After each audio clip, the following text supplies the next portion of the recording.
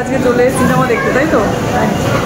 ছন্দার হঠাৎ আজকে সিনেমা দেখার মন হয়েছে, তো সিনেমাটা আমাকেই চুজ করতে বলেছে। আমি চুজ করেছি ঠিকই, বাংলার হিন্দি মুভির মধ্যে আমি হিন্দিটা চুজ করেছি, আর বলেছি সিনেমাটা যদি ভালো না হয়েছে ও ধরে আমাকেও দেখাতে হবে, আমাকে ওকে বাংলা মুভিটাও দেখাতে হবে। তো ভালো না লাগলেও আমি তো বলবোই না ভালো লাগবেনি। দিয়া দিশা আছে পেছনে, আর বিভাসদা গাড়িটা রাখতে গেছে।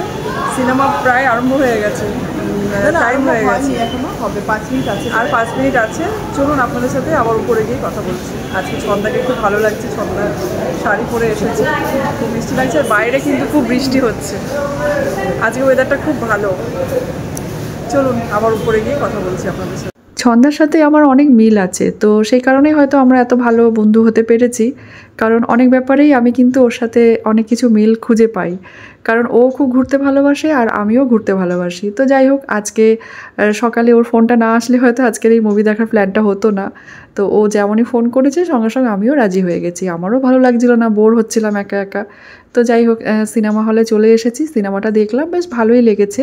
তো আমার মনে হয় এরকম মাঝে মাঝে হুটহাট করে বন্ধুদের সাথে প্ল্যান করে মুভি দেখতে যাওয়া অথবা ঘুরতে চলে যাওয়াটা খুবই দরকার, কারণ প্রত্যেক দিনের ওই একঘেয়েমি জীবনযাপন কারোরই ভালো লাগে না। তো যাই হোক, ছন্দার মতো একটা বন্ধু পেয়েছি, বেশ আমি অনেক আনন্দেই আছি, কারণ ও আর আমি বললাম যে অনেক ব্যাপারেই একই রকম, মানে ওরও যখন ভালো লাগে না তখন আমারও দেখেছি ভালো লাগে না, তখন আমরা দুজন মিলে ফোনে কথা বলে এরকম করে কোথাও যাওয়ার প্ল্যান করে ফেলি। তো আমরা মুভি দেখে বেরিয়ে গেলাম। আর কেমন লাগলো দিয়া সিনেমাটা? ভালো ছিল, ইন্টারেস্টিং ছিল না?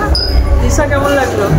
ভালো লেগেছে, একদম বোর ফিল হয়নি, সত্যি খুব ভালো ছিল সিনেমাটা।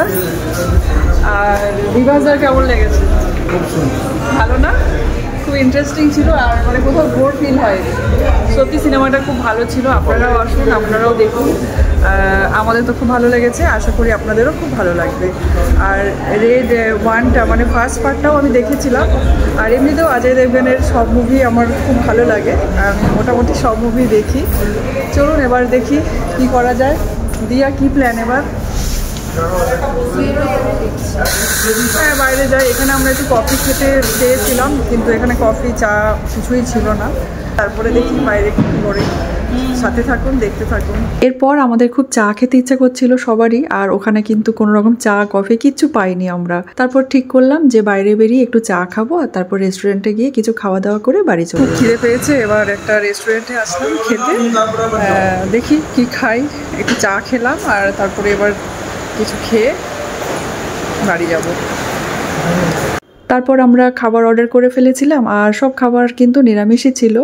এখানে ছিল পনির বাটার মশলা, তারপরে ডাল ফ্রাই, ঘি দিয়ে তাওয়া রুটি, আর নিয়েছিলাম তার সাথে আলুর দম। তো সব খাবারগুলো খুব টেস্টি ছিল, একদম পেঁয়াজ রসুন ছাড়াই কিন্তু সমস্ত রান্নাগুলো ছিল। আর আলুর দমটা বেশ ভালো লাগছিল, একটু ঝালঝাল ছিল, পনির বাটার মশলাটাও বেশ ভালোই হয়েছিল। যাই হোক, সব মিলিয়ে আজকের এই সন্ধ্যেটা খুব ভালো কাটলো।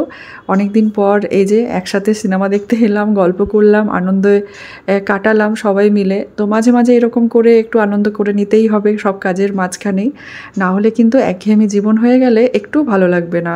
আর দিয়ার বাবা তো বললাম সিনেমা দেখতে একটুও ভালোবাসে না, সেই কারণে ও আমাদের সাথে একদমই জয়েন করে না, সিনেমার প্রোগ্রামে তো কখনোই থাকে না। সেই কারণে দিয়া দিশাকে সাথে নিয়ে যখনই এরকম বন্ধুদের সাথে বেরোনোর সুযোগ পাই আমি কিন্তু বেরিয়ে পড়ি। চলুন আজকের ব্লগটা এখানেই শেষ করছি, দেখা হবে নেক্সট ব্লগে। ধন্যবাদ।